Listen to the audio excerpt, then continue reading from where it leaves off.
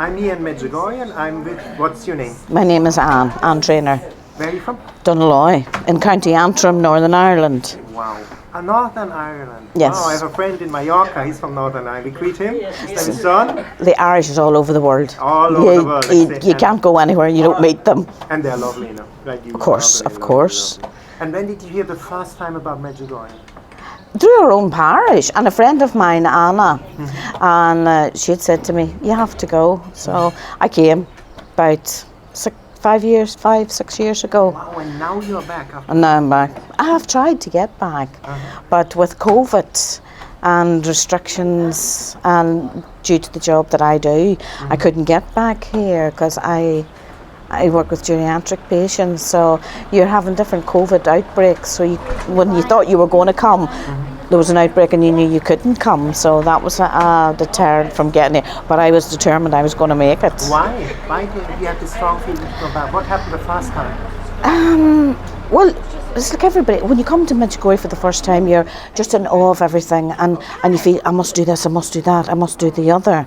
But when you come away and you realise, you know, this place is about peace, so don't rush about and think you have to do everything. You do what you feel you need. And when I left the last time, I said to her, I says, I will be back. To Our Lady. To Our Lady. I said, I will be back, and I did. Here you are. It's an aching in you, or, you know, a want or something. But it's, or like an itch, you know, you scratch it, but you don't get any relief. That's Medjugorje. You come and then you go home and you say, I got to go back.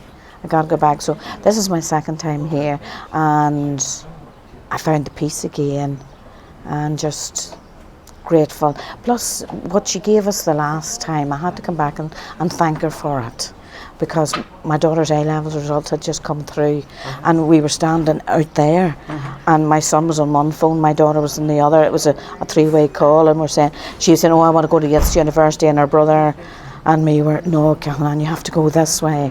And it was the right way, and she ended up, she got her results, she got into Queen's, she got through her nursing career, and just before I came here, she got the post that she's always dreamed of, that she didn't think she would get for years, helping teenagers with eating disorders. So, you know, in a way, everything came full circle.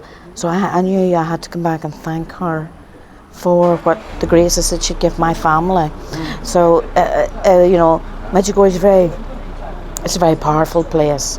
So it is, and it's just love. And whenever it said we were coming, it said it was Youth Week, and I'm going, oh, you know, I don't know. You know, it'll not be the Medjugorje I was at before. It's been a pleasure just to feel that first night we went to Mass here, and it was all the youth. It was like something was hitting you in the chest. This force of heat, the love. It was so overpowering. And I was with my friend Rosary, who's here as well, with her husband, and I looked at Rosalie, and Rosalie looked at me. I says, do you feel it, Rosalie? And she says, oh, she says, this is just so powerful. It really was. It just hit you. We went back the next night, and I says, you know, you don't feel these things twice. Once again, just, you know, when it's Eucharistic adoration, it just hits you, and you just start crying, and you don't know why you're crying, but it's like an outpouring of whether grief, relief, different things to different people. So it is, but you know, I felt myself doing that, and it was like I've had this inside me, and I wanted to get back, and it was like a sudden release, you know, and peace just hit me again, and an amazing experience. So anyone that's thinking of coming, stop thinking, just do it. If it's within your power to do it, because you know, at the end of the day too, it's expensive for people, and we're living in harder times now. So we are. But what you made an experience, if you should be Our Lady, give, you know, I do 1,200 interviews for people to listen. If Our Lady wants you here, it's not about the money. You will get the money to come. Oh, you will get. It will happen. You will, by hook or by crook. Yes, pray about it. Miracles happen here every day. see every day. Uh-huh. Oh yes, I'm taking home 2 or 3 of mine. But I can't divulge what those are. That's for my family. But no, it's amazing. It is amazing. And just even seeing people change over the week. I mean, we're in a group, there's 77 of us here, and just to see the change in people, you know, they come and all excited, you know, and then as the week goes on, starting to relax into it, and then they're all swapping their stories. And that's an amazing thing too. People talking to people they've never met before, and maybe somebody says something and they say, I felt that too, but I didn't understand that. I thought I was the only one that felt that. And they go, no. And so everybody's sharing. And that's a wonderful thing too. And so you're not alone. You know, I'm here by myself in a group, but I'm not alone. I've got 77 friends with me. You know, some of them I've never met before in my life. And I mightn't again. But you created a bond that's unique to Medjugorje. So it is. Because people are soulful. Catholic means we are happy, soulful people. Yes, we are. But with everything that's going on in the world now, we all need to pray so much. I mean, they're going against what God created and trying to create their own image of what a human being should be. It's crazy, you know. So. But it's good. Our Lady said, pray. That's the message. Pray and From the pray. heart.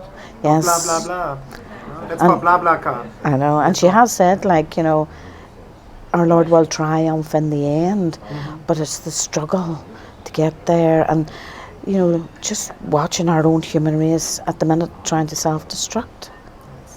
It's horrific when you think about it. I mean, we're all made in God's image. And you made the experiences when Padre Pio says the Rosary is the weapon of our times. Oh, absolutely. Can you describe it for you in which way the Rosary is powerful for you? Well, you get time to meditate. If you're saying the Rosary, that means for the next 15-20 minutes you're not going to be doing anything else. There's no distraction. There's you and her and your beads, and you're meditating. I always say to myself, you know, the Rosary is just one prayer. It's continuous, but it's one prayer, and it is a great time just to switch off and think. You know, this is a mother, what a mother went through, and loads of mothers in this world are going through what she did, the pain, the loss of a child. My brother 4 days ago died. It's the mother and the father grieving, you know? Oh, absolutely. So it is. So, you know, you're walking her path, and if that something like that hasn't affected you, but the appreciation for what people are going through, you know, all over the world. So you're not just praying for you and your family, you're praying for all mothers, you know. And do that in attention, consciously, for everybody, pray for everybody. It's just a few words to add from the heart, no? Yes, but even, you know, even if you feel you can't say the Rosary, you know, if you just say, I find, in I'm in a situation I don't like, I would say, Jesus, Mary and Joseph, Jesus, Mary and Joseph, calling on the Holy Family to protect you in whatever situation that you're caught up in. And, you know, the confession is very central in Medjugorje. Oh, What would you tell a person, maybe somebody listening now who wants to go to confession but is scared to go, maybe 20 years didn't go? Well, when I came to Medjugorje, I knew first thing I wanted to do was get to confessions. To start my pilgrimage here, I couldn't really get into it until I had been to confessions. And I went into the chapel and I knelt down, and I was in it about 20 minutes and I kept praying, God, you know, I'm going to go and make this confession now, help me. Really, because like other human beings, you don't want to tell another person, you know, your deepest, darkest things, you know, so you have to pray before going to confession for the grace to do this thing, you know. And as in when I was here before, you know, the queues for confessions. I come out from the chapel, I went round the corner, and here's this wee placard, English, and there was only one lady in the front. And I says, okay, now, you know, you're telling That's my I have Sugar, to. there's no line. I have no excuse anymore. Exactly. I asked you to help me, and you've just, so I can't not go past this. And I did. It was really American or Canadian. I thought he was American, but it turns out he's Canadian. But you know how the Americans Canadians are. And Father Michael, and it was lovely. And I did, you know, I said to him, you know, I haven't come with, you know, a wee bucket of sins here, you know, I've come with a whole truckload. And, you know, I was ready to, you know, offload exactly. And no, are you ready, Father? Are you ready, Father? Yeah. But no, they are ready to listen. No? He was brilliant, and they let you talk. You know, it's more like a conversation, and not, you know, as we were taught by our mothers. You know, right, when you go in, you tell the priest, right, I was a bad girl, I said bad words, I was rude to my mother and father. You know, there's none of that here. It's a conversation with God through the priest. You know, and I did what I did, and Father blessed me, and he just put his hand on my head, and, you know, and I just felt my hand moving from side to side. But it was very, very powerful. I knew it was the Holy Spirit, and I came away, and I could have climbed every mountain in Medjugorje. I felt so good. So for me, the first thing is confession, and then start your pilgrimage. You know. So he's my penance. He says, go back into the chapel, and he says, and pray. So I went back into the chapel again. I stayed there about half an hour. The adoration chapel? No, St. James's. And came out, and my pilgrimage, I says, I'm here, you know, let's do it. Yeah, you shine. But you know, a lot of people think, my brother always ask the people, a lot of people think God the Father is an angry old man with a white beard, wants to judge us and put us to hell. No. How is definitely God not. the Father? Can you describe it? I once was at a talk, and it was someone that was giving their testimony, and he asked for questions at the end, and you know, you're holding back, and I says, right, I'm going to ask this question because I want to know. So I asked him, and I says, look, do I live in the fear of God, or do I live in the love of God? And he said to me, and this was the exact words, both. Because if you love God, you don't want to hurt him. Exactly. And you fear his wrath. You know, it's like your parent, you don't want to disappoint your father, so you're afraid of him in that respect for letting him down, but you love him. So I think that was his point, you know. It's like your own, like you respect your own parents, you respect God as your parent too. So as much as you love him, there has to be a bit of fear. It can't be all joy, joy, happy, happy, clap your hands. You know, sin has its consequences, you know, and it's like disappointing your father or your mother. And absolutely, that's all I could say on that. You got a favourite saint? Well, that's a toss-up. Is St. Bernadette or Patrick Pio? Why? Can you describe a bit? St. Bernadette, as a very young child, I seen the film. And I was just, Mommy, I'd love to go to Lourdes.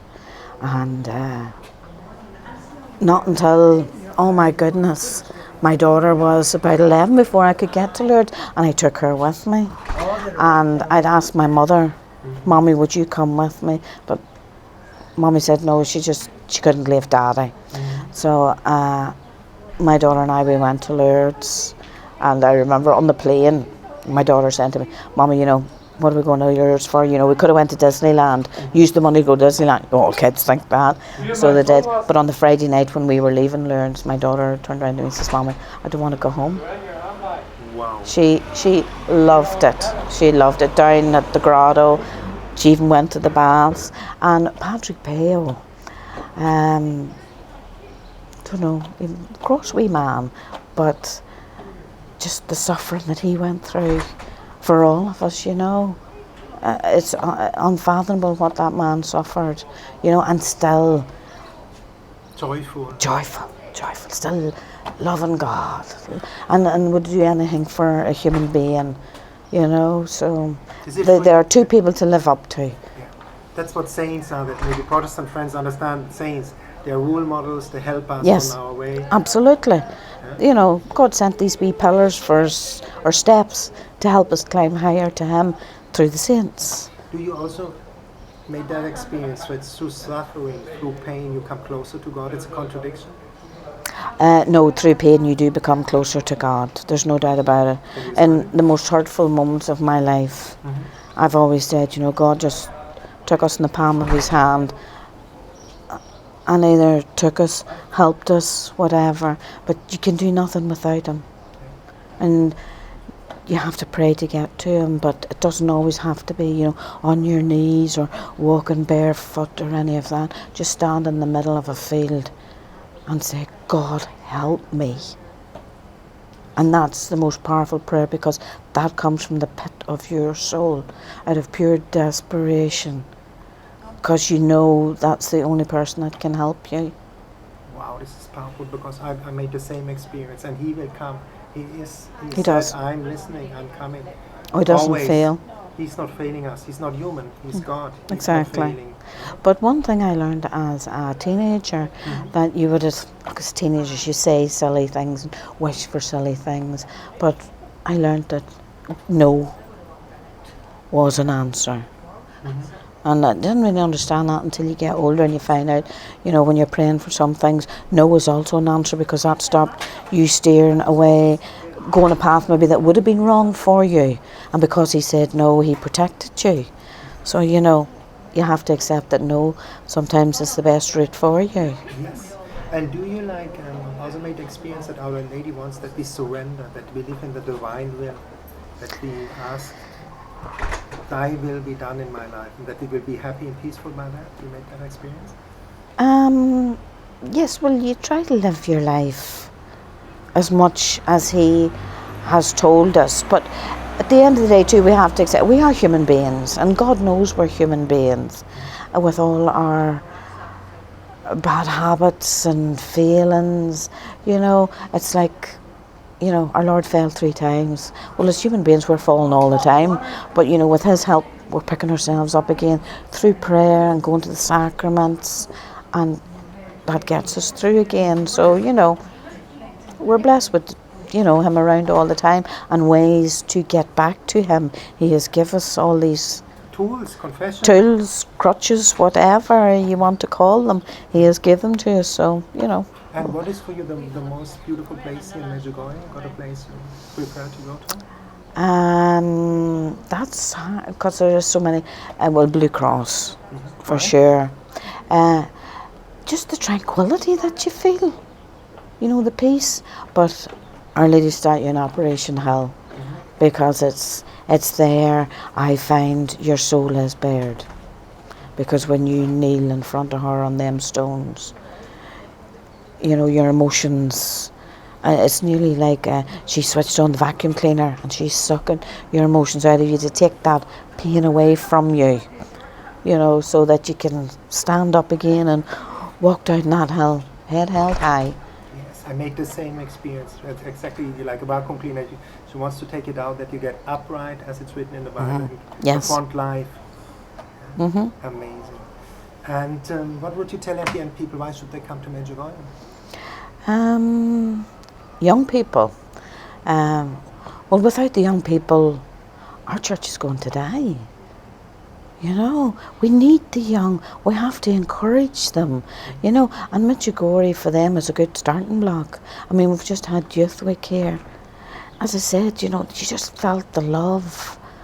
God was here with them, and they were just in the zone, and fair enough, they say, oh, that's only just for a week. But, whenever you go home and you're down, you just close your eyes and you think back. He was there, he was with me, and that'll get them through. So, no, everybody should encourage the youth. There's no such thing as, them silly young people, what do they know? No, these are God's children, the same as we were. We were youths, remember. And we learned from our mothers and fathers. And it's up to the youth to find a way, because it's like everything else. Family, religious life just isn't maybe as strong as it should be. I'm not saying that it's not, because every household does have prayer, which is fantastic. But the young ones, they need role models to help them, and coming to Medjugorje, it's a great start for them, so it is. Or if they've already started, just somewhere to affirm to them, what I'm doing is right. I am on the right path, And how can, Medjugorje is a place to find your vocation. What would you tell as a mother like to people out there who are looking for the vocation, how to get married, how to find to be a priest, a nun, personal consecration? Well, I don't really know how to answer that one, because it's very different. As a mother, you want the church to continue, and you want your grandchildren, your great-grandchildren to be able to go to Mass. So as human beings, it's our responsibility to pray for vocations. So it is. So, that's as much as I can do in that respect, pray and pray and pray, and hope that my great-grandchildren get to enjoy the peace, the love that I have enjoyed. And we have to pray for the priests, because they're Yes. the gateway to heaven. Oh, absolutely, absolutely. We should not forget this, I think. Well, I'll give you one more thing Mm-hmm.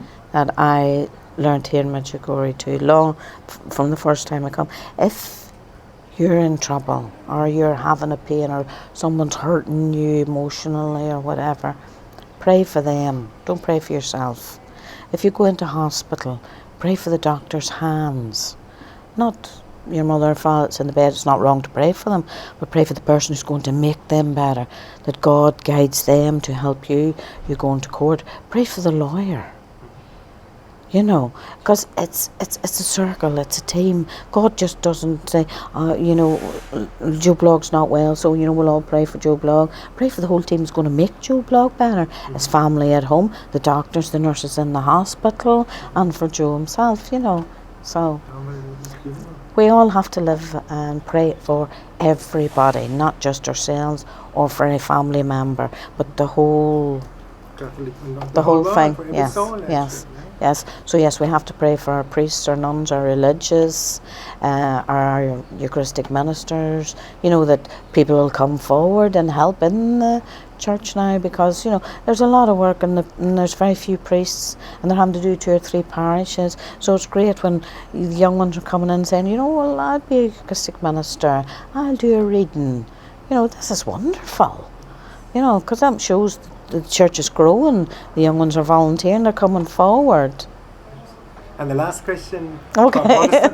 Protestant friends, you have a favorite Bible verse? You don't need to say the exact words, just the sense. A verse that inspires you from the heart, which comes from the... The Lord is my shepherd, I shall not want. Amen. That's the truth. When we go to the valley of death. Yeah. So He's there. you pray to him, he will help you. Thank It you. mightn't be today or tomorrow, mightn't be next week, but he will help you. Thank you so much for that beautiful interview. You're very welcome.